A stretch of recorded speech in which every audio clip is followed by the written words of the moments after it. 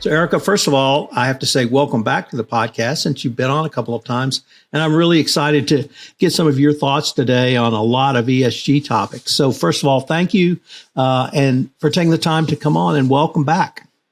Thank you. Thank you for having me. It's nice. So, Erika, could you tell us what your current role is at Exiger?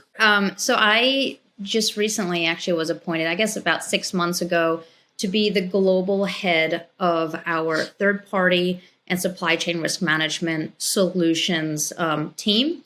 And with that, it's primarily focused on corporates, although, we have a long history of financial institutions as well. And we are talking to them about their third-party risk management programs, and mostly even around supply chain risk management, which is such a hot topic today. So if I could turn to ESG, which is obviously a wide and diverse topic, driving with lots of different focuses within the market. But when you speak to your clients or prospective clients, what are either some of the things you're talking to them about, or perhaps the questions they're bringing back to you in your area of expertise? Yeah, so it's been an interesting conversation because, like you said, ESG is a really hot topic.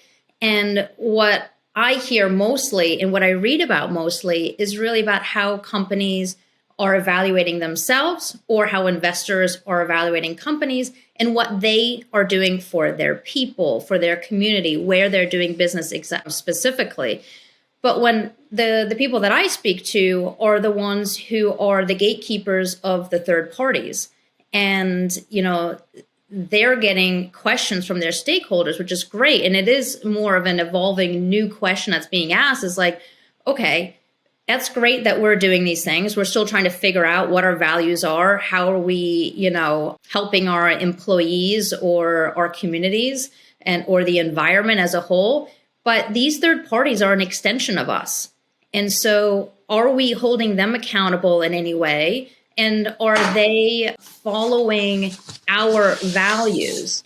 And so that's been an interesting question, because you're thinking about, okay, well, what is a procurement person's job? They're really trying to facilitate the business, try and help bring in third parties as fast as they can to help them, grow their business. And, it's been an interesting conversation to see, well, how can Exiger help to think about not just what are they evaluating them on from a business perspective, but also from this kind of more ethical and values-based perspective. One of the things that has been interesting to me, Erika, is many companies around ESG have been asking for either government guidance, regulation, or some other signals from the government on standards they should follow. The SEC last week, I think, proposed standards around climate risk, but we're talking about supply chain risk. And as you mentioned, both the government and stakeholders, such as customers, such as employees or others, are also driving this discussion around the supply chain. So how have you been talking to, counseling, or working with clients to help them meet a standard which frankly doesn't exist? That's right. The framework doesn't really exist, but what I think I try to remind our customers are, especially the ones that they're already doing something. The question is just that they're not calling it ESG. So for example, there's a lot of compliance regulation that already exists and kind of guiding of how third parties should behave. For example, bribery and corruption. That is something that they've been looking at agents and distributors for a long time. Now what we are seeing is new regulation coming out in terms of forced labor. That clearly is something that we do not want as in our third parties as well as our supply chains. So there are certain things that companies are already doing. We can also look at some of the information they're already gathering that is an indicator potentially of ESG risk. For example, they're already assessing them from a financial perspective. No one wants to do business with a company that might go bankrupt. If the company has poor credit, it could be an indicator that they're not going to be able to invest in certain ESG programs. They may be more likely to do, something that is not so good in order to keep their business afloat, et cetera. So there's a lot of stuff that companies are already doing. They're just not bucketing it into an ESG label. So step one is kind of seeing, what do you already have? What is the data that already exists, and bringing it into one place? That is another big issue. Is there in these companies, you have the financial team, they're doing that financial perspective. You have the compliance team, they're looking at the compliance and maybe sanctions, which all kind of could fall into an ESG space. And then as there are analysts doing due diligence, and it's thinking about what other information could they be pulling into that due diligence. In the process is already there. And so I would say, yes, there is no exact answer and framework, but I think step one is looking at what you already have, bringing it into one place. Let's have like a cockpit, potentially with the procurement team, who's always the first to be asked, what is our third party doing? You're the one responsible. You're the gatekeeper. Letting them have more access to all of this information, bringing it into one place. And then once you've kind of organized yourself, start thinking about your values and some of those nuanced company-specific ESG topics that you might be interested in, for example, carbon emission, et cetera. That's a great point that I try to talk about, which is you're doing a lot of ESG right now. You just don't call it ESG. And you ticked off several examples, even just with the supply chain. You're looking at it from a financial perspective. You're looking at adding it from a QA/QC perspective. You may be looking at it from a safety perspective. You're certainly looking at it from a cost perspective. I interviewed a tax expert a couple of weeks ago, and he told me you have to look at it from the tax perspective. So you're looking at it from a variety of disparate sources that may be siloed within an organization. So maybe the first step is, okay, as you said, let's put it all in a cockpit. And from there, then we can begin to take the next step, which is really the question I wanted to ask you, because you've talked about the gatekeepers several times. You talk about procurement. When I was in the corporate world, we called that supply chain, and those gatekeepers. And they're being asked to do, frankly, new and different things.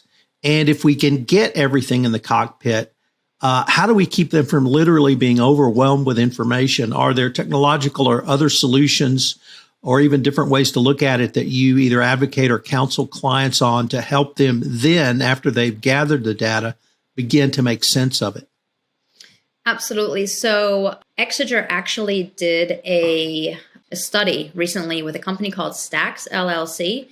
And I was surprised to learn from that study that there was 30% of respondents had noted that they're planning to assess all third parties for environmental risk components of ESG within 3 years. So they're thinking about it, but they haven't started doing that yet. The other piece that I pulled out of that report was many institutions reported they had not yet established basic aspects of a program to manage their third-party risk. So that is just the basics, right?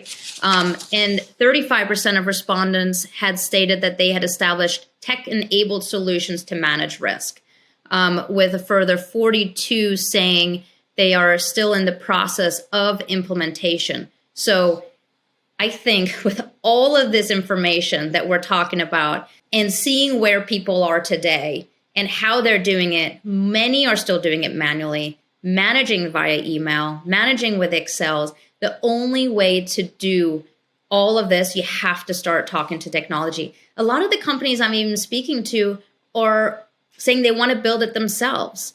And that's fine. But if you really think about it, it would be easier if someone has already gotten really good at aggregating certain data, building a risk model, trying to answer these questions that everyone is trying to answer. It would be much easier just to purchase that, as you go to third parties anyway, for that specialized expertise to bring it together. And I definitely think that technology is the only way to go. We're in 2022. We cannot be spending our time chasing and tracking emails when we have workflow systems that literally will help you assess the criticality of a third party. You don't have to go down the full ESG route of assessing risks beyond your just survival risks when you're looking at an entity for, an entity that it's just not that important. But as it grows, especially you keep saying supply chain, as you talk about suppliers and their suppliers, you absolutely need to start using technology to bring that data together, to map your supply chain, and then understand the knock-on effects and the downstream inherent risks that you're taking on. And right now, with forced labor and the U.S. Forced Labor Act, it is just so critical that we start going to technology and pulling that data together. And there's just so much. And in terms of the overwhelming piece, I think using artificial intelligence, natural language processing type of systems that can help eliminate noise is really important. Okay, let me change the focus just a little bit, because you talked about the Forced Labor Act, the Uyghur Act, and obviously in the United Kingdom we have their Modern Slavery Act. Several other countries have followed suit with similar legislation. FCPA, UK Bribery Act, Sapon-Deux in France, Clean Companies Act in Brazil have touched upon anti-corruption and anti-bribery. And so we have some legislation or regulation, I guess might be the better word, in place. So how do you see us being able to use those frameworks to do exactly what you just said? Let's look down our entire supply chain. Yeah, they're actually a great framework. And that's kind of goes to that earlier point of you're likely already doing a lot of these things. And if you're not doing it already, you're going to be forced to do it right now as these acts become enforced. And so, when the board is asking you, well, what are we doing here? It's exactly that, is looking to see how can we map our supply chain. Some companies have been ahead of that game, and they've been asking those questions, asking their suppliers who they're using, and they've mapped it. But what they're missing is the risk component, is now assessing all of those vendors from a risk perspective and looking into the forced labor itself. It's something that Exiger has been very focused on. We have a tool called Supply Chain Explorer. You mentioned that we just launched, and it helps you by looking at import and export data. It helps you basically make those links of who has a relationship with whom. We also use DDIQ analytics, which is looking out in the open web of identifying those relationships. And these regulations are 100% forcing companies to start looking at these problems. And I think from a board perspective, what you can start doing is categorizing them as here's what we're doing for ESG. At the bare minimum, from a compliance perspective, we know that we have to meet these standards. Erika, one of the things that I have heard you and your colleagues at Exiger advocate over the past few years is something along the lines of the following. So I grew up professionally in compliance, focusing on the FCPA and anti-corruption compliance. That forced us to look at the sales side, distributors, resellers, commission sales agents. Separate and apart from that was the supply chain or procurement. But what you guys have talked about and really tried to counsel the rest of us is this is third-party risk. It's not supply chain risk. It's not sales side risk. It's not business venture risk. It's third-party risk. And so I really wanted to ask you, is that message, does ESG really help drive that message further or stronger, that this is third-party risk and you have to have a risk management solution and a risk management strategy around all of your third parties? I do think that is accurate. And I do think that ESG is helping with that, because risk really is in your entire ecosystem of who you touch. In the customer space, you would say that's the associated parties, right? Who are they attached to? And although there might be a limit of where you stop, for third parties, it is an extension of yourself. And you cannot say that one third party, you can say that one third party is more critical and may have a higher risk and is more likely to, hurt your brand in a way, especially from an ESG. It's really about the brand and your reputation. But I think it can be any third party. I think sometimes when I walk into buildings in New York City, I know that all of those people in the reception are from a security company. And I sometimes wonder, of how their labor practices are.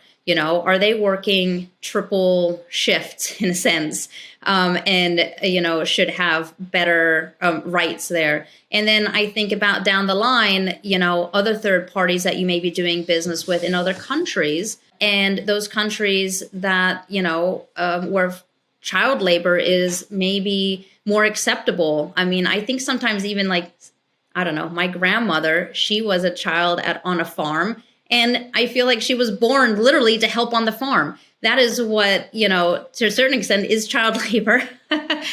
She didn't get to go to school because she had to drop out to help on the farm. This is what's happening in other countries. You look at the agriculture business, and I definitely think that all of your theory, it's your entire ecosystem. You need to look at the entire ecosystem. Yes, do you need a triage? Absolutely. You do need to think about, and we probably started with those entities in the first instance because that was the best place to start. But now as we're looking broader and broader and we're bringing in our values, which is really where ESG comes in, and thinking about our future for our children's sake, we need to be looking at the holistic picture and holding those companies accountable. Asking those questions in questionnaires across your third parties is making a change. I believe that because I have been answering those questions. And when I'm asked the question, what does Exiger do for its community from a social aspect or an ESG aspect? I'm happy to say that we can answer that question. But I wonder, what is if we weren't doing that? We're not the biggest company. We can't be, spending millions of dollars and donating and whatnot. And so I think it makes me proud to say we can answer the question. I think other vendors will start thinking, I keep getting this question. What are we doing? Let's think about that and maybe even put a program in place. And hopefully those things are slowly but surely going to make the world a better place. So let me pick up on some of your remarks around working conditions. And I was really intrigued by two of the examples you gave. One was when you walk into a building in New York and you see the security. The second was the example of your grandmother, potentially child labor on farms. And many companies, when they think about working conditions, they go to that second example. Well, overseas, it's a tradition that children will work on a farm or perhaps in other businesses. But ESG is working conditions for companies in America, for your subcontractors in America. And the example you gave about you walking into a building in New York City and seeing the security guards where you check in or go through security control is equally important. Do companies understand ESG is not an international initiative, that ESG includes working conditions and everything else you've talked about for your subcontractors here in America as well? Absolutely. I mean, I was yesterday at a Just Capital event, and these were the types of things that they were talking about, even more so than the global piece, which I think is interesting and important. I do think, though, the international piece is where all these countries are so different, and I just think that the cultural component that you speak to, I mean, was it yesterday Cadbury, was in the front page news because of the cocoa farms and, these 8-year-olds with these machetes that are like half their size. And I'm thinking, oh my goodness. And, and then on this front page of Cadbury, you see that splash saying, everything that they're doing to make sure that there is no forced labor in their supply chain. I'm just wondering, do they even know that this farm is within their supply chain? And I like I said, those statistics were interesting to me because we are just at the beginning and we're asking these questions, we're having these podcasts, and I think we need to do both. Right now, we've been very focused on ourselves. We need to be asking those questions of our vendors, not just for policy, but also getting some verification. Can we do some screening on those entities to see what has happened in the past? Are they showing the track record? All those components. Certifications are also really important. I have to say, you have given me some great phrases. And when I can use your phrase in a comment, we get double gold stars. So, do they even know? And you use that around Cadbury, talking about, do they even know that child labor is going on. And I really wanted to use that phrase to bring up the topic of supply chain and third parties is more than just your direct counterparties. So in the anti-corruption world, you look at those who are selling for you, but you tend not to look beyond that. And in supply chain, you may have 5 parties down the line. So I wanted to really use that question, do they even know, to bring up the topic of how do companies begin to look at their entire supply chain, not just those they have direct contracts with, but those 4th, 5th, and perhaps even 6th party contracts all the way down the line. And how do you have that discussion with a client or potential client? Yes. So it's a really good question. I've been receiving different perspectives from prospective clients and clients of thinking, what do I have to do? And I'm always thinking, oh no, we're starting with what do I have to do? If we start there, then chances are you may not go as far as you probably should, because when you feel like I need to know and I want to know because I care, you'll go that much further. So the 2 ways that I've seen companies do this is, one is by asking their suppliers or their vendors, who do you do business with? And then, through Exiger being kind of a data aggregator and due diligence company where we're pulling so much information, we try to kind of validate some of that information through data. So import and export data is fantastic. There's no disputing if that transaction occurred. You can see even what is happening. I know that companies, and they talk about this all the time in these meetings, it's like, well, you can block out who you do business with. I'm like, you'd be surprised. You block out one thing, but you miss out on another piece. And if you're a company like Exiger, you can scour that information and still tell a pretty good picture, even the point of where things are coming from, right? So you don't need to necessarily know the entity name if you know it's coming from the Xinjiang region of China. So there's a lot of information in the import-export. There's a lot of information in terms of announcements. Companies are constantly announcing their partnerships. If they do business in certain countries, sometimes they have to, and the governments in those countries, they sometimes have to disclose who their subcontractors are. This is all amazing information that we can bring in to a system and then verify what you're hearing from your companies. Or you can start there and say, I'm seeing all these things. Let me start asking more questions. And that is really, we have an investigations arm at Exiger. And the one thing I've learned, I'm an auditor in background. And so bringing those 2 aspects together of just peeling that onion and asking one of another question of getting to the bottom of it, mapping that supply chain is the number one way to really see if you're able to meet those standards that from a compliance perspective, as well as, as a company and values perspective. So for the companies that actually want to do more than they, quote, have to, end quote, and they make the decision, we're going to go all the way down the line to see what we know or what we can find out. What's intrigued me, Erika, is many of them have come back and even publicly said, this exercise has made us stronger from a business perspective because we now know where our risks are, not simply in modern slavery or anti-corruption or working conditions, but the pinch points where we might be shut down, where transportation might become an issue, where getting something across the border because of tax and customs may present risks we weren't aware of. And so that they feel like from the business perspective, it's actually made them more efficient. Are you beginning to hear those types of conversations, or have you been engaging in those kinds of conversations all along? It's actually funny because we definitely started with that piece. During the pandemic and all the issues, we just realized, wow, companies don't know their supply chain. They didn't realize that everything was pointed to China or everything was pointed in one direction. There was one healthcare company further along in the pandemic, so they started having a little bit more view, and we helped them illuminate to notice that all their entities and their suppliers were all pointing at one company, one manufacturer in India. They thought they had alternatives, all these alternative suppliers, but they all pointed to the exact same company. And so then what I said was like, well, there's a big aha moment. We need to start really focusing on the economic risks of India in this instance. To your point, if there is an earthquake or a tsunami or, where is it located? So 100%, we always started with, let's understand our supply chain because we want to see the macroeconomic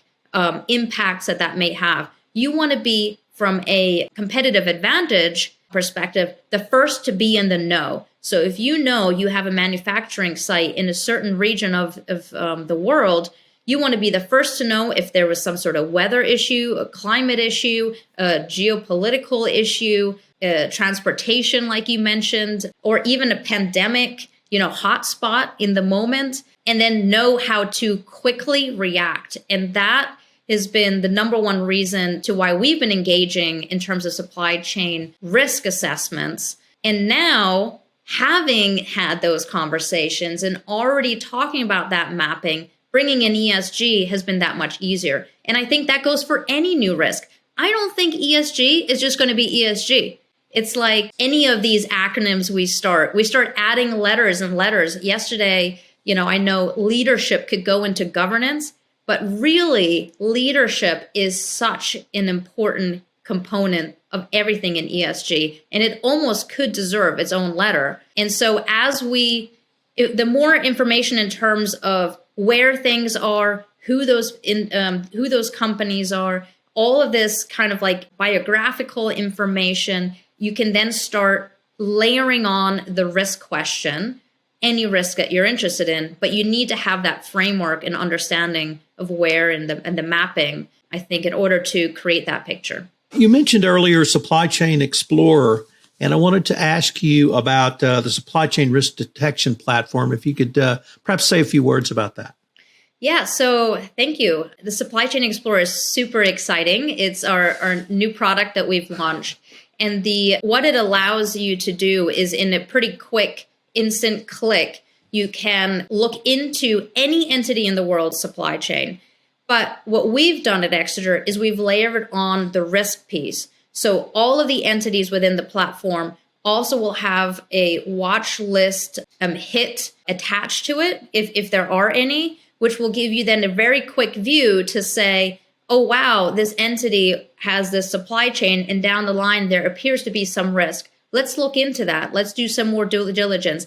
Ideally, it is to use it as you're onboarding new suppliers so that you can mitigate any kind of risks before they're in the door. However, it could also be really helpful if you are doing an investigation or you just want to see how supply chains are changing. Even if you were to ask your suppliers who they're doing business with, Supply Chain Explorer, through all the data that it's gathering, will give you a notification, a new entity they're doing business with, and especially if there's risk attached to that entity.